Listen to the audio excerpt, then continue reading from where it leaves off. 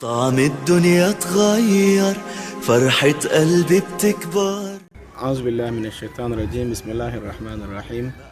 الحمد لله رب العالمين والصلاة والسلام على رسول الله. This short video is with regard to a question colleagues are asking about discrimination. If we say discrimination, what does it mean to discriminate? Now, discrimination came by as a result of differences that is between us and within us.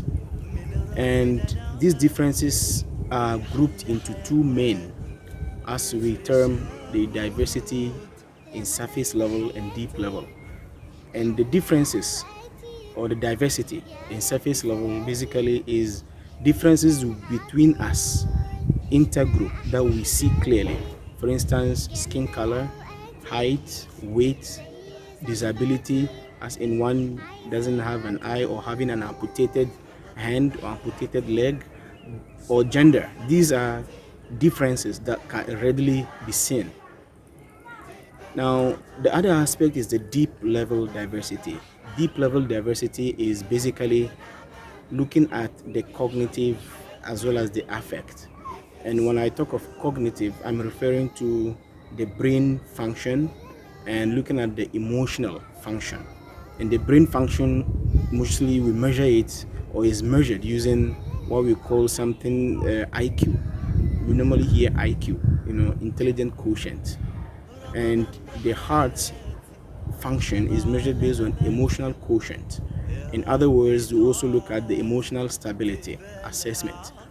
Now, this deep level and the surface level, it helps us to understand how discrimination works.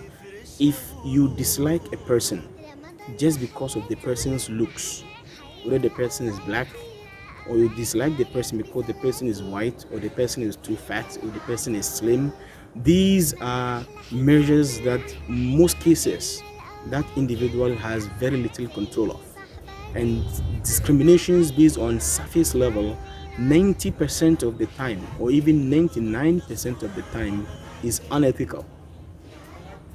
Especially when it is about job and someone comes to apply for a job, and then you're saying only because you are black, or only because you are too fair, or because you are a lady, or because you're a guy, I don't think I can give you the job. If that's the only reason, your discrimination is based on the surface level.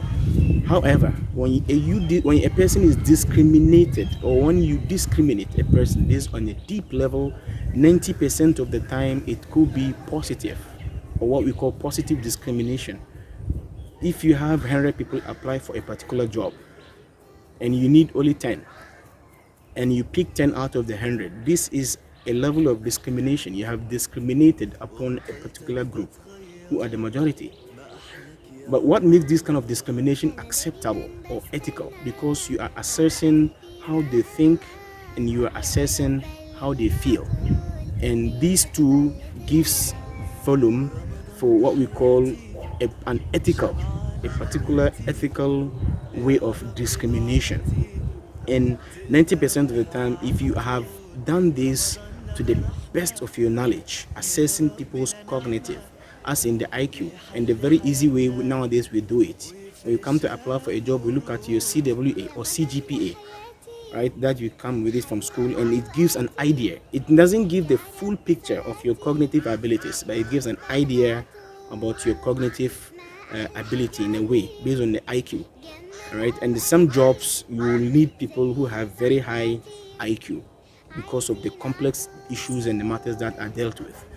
Similarly, when you come to other jobs, you need people who have very good EQ, people who are emotionally stable, regardless of pressure. They could be a very good pressure, but for instance, if you have a pilot or you have a medical doctor and some other areas, you need people who are emotionally stable, who are it's not that easy to get them to pass a particular limit in terms of emotions, else they will cause a lot of harm in the line of job. So you see, all these assessments are done in order for a person to discriminate positively or to discriminate negatively. Now, when you look at this, racism and discrimination based on tribe, or tribal discrimination based on discrimination based on sex, discrimination based on religion, all these are considered highly unethical because you are basing on surface level. But when you discriminate based on, let's say, based on someone's experience in work, based on the person's education, based on the person's level of sympathy or empathy, or what we call emotional intelligence, then you are actually doing the right thing, provided you have done it with a very good consciousness, without any prejudice or without any preconceived thinking. Now, when we look at let's look at this perspective in the Quran and the Sunnah. Prophet Muhammad sallallahu alaihi wasallam has forbid discrimination based on surface level. There is a hadith that the Prophet Muhammad sallallahu alaihi wasallam was quoted to have said, "Inna Allah la yanzuru ila suwarikum wala amwalikum, walakin yanzuru ila qulubikum wa a'malikum." Aw kama qala. It says, verily, Allah subhanahu wa ta'ala does not look at suwarikum. What does it mean by suwar? Suwarikum here means does not look at your outward appearance, as in your skin color, as in your looks, whether you are beautiful or not that beautiful, or handsome or not that handsome, right? Allah doesn't look at that. So that's surface level. And also Allah does not look at your wealth. Wealth here is something that people have. It's not something about cognitive or affect, right? And even in another hadith, it says, "Wala ajsamikum." It doesn't look at your stature, your body, but Allah looks at qulubikum, your hearts, wa a'malikum, and your deeds. Now you see, very clear cut. First aspects of the hadith talks about the surface level. Allah doesn't look at the surface level, but Allah looks at what? The deep level, which is your heart. And a'malikum is your actions. But actions come in as a result of how you think and how you feel. And then what you think and where you feel is what you put into action. Now, let's look at another perspective. Another perspective is, in terms of the heart, in terms of the brain, no matter what, I don't think the best doctor in the world, or we take off, let's say, 5 or 6 hearts of different people aligned, he can just look at their hearts and tell us this is a black man, this is a white man, this is a tall, short, beautiful, not beautiful. I don't think a medical doctor can do that, because inwardly we are all the same. So when a person discriminates and based on the surface level, more or less is very disturbing.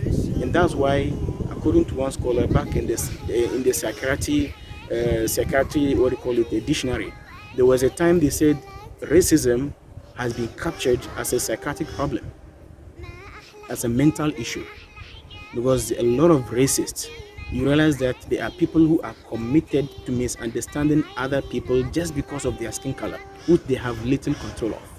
Similarly with people who are tribal, similarly with people who are discriminatory on other levels that person you are discriminating upon has very little control of. But when you have people who are geocentric means it's an attitude. Geocentric attitude is a particular attitude where people always go in for what is the best, as compared to ethnocentric. Ethnocentric is an attitude or the feeling that what I have is more than yours. I'm a Hausa person, or I'm an Asante, I'm an Akan, I'm a Dogomba, therefore what I have is better than yours. That thinking is ethnocentric attitude. It's very negative. There is another thinking which we call polycentric. The thinking or the attitude that what they have is better than what I have. Like a lot of Africans would always think whatever comes from abroad is the best. Now that attitude is also not good. So when you are geocentric, you are the type who holistically don't look just on the surface level of people to think about something is better or something is not better, but you rather consider the deep level. And the deep level consideration is all about the cognitive as well as the affect. So with these differences, we are able to tell if someone says this thing is discriminatory against that, then we have to look at the discrimination on this level. What are we looking at? what kind of discrimination. If the discrimination is based on surface level, then there is a call for action. But if discrimination based on deep level, then we have enough time to investigate and see whether the person who is discriminated upon, or whether the person who is also doing the discrimination, there is a call for a particular objective. There are some jobs when you apply, if you are handicapped, and let's say they require, for instance, apply for a job as a pilot and you have an issue with the eye, that would be a challenge. In that case, it's ethical. That's why I said for surface level, when you discriminate, there are about 90% of the time which is right. So this can be among the 10%. Similarly, when you go to apply for a job that requires a whole lot of IQ and EQ, and you are less in that, but you have other things, as in you have the strength that is required, and that can also be positive. Viewers, with these particular differences, I believe we have been able to make just to this particular question as to the differences between the types of discriminations that we have. So, God willing, we're going to come up again, different session, to explain in detail when we look at discrimination, particularly from Islam. In what level can we say discrimination in Islam is something that we encourage, or no, discrimination is not something that we really encourage in Islam. سبحانك اللهم وبحمدك أشهد أن لا إله إلا أنت أستغفرك وأتوب إليك. رمضان ده رحمة من رب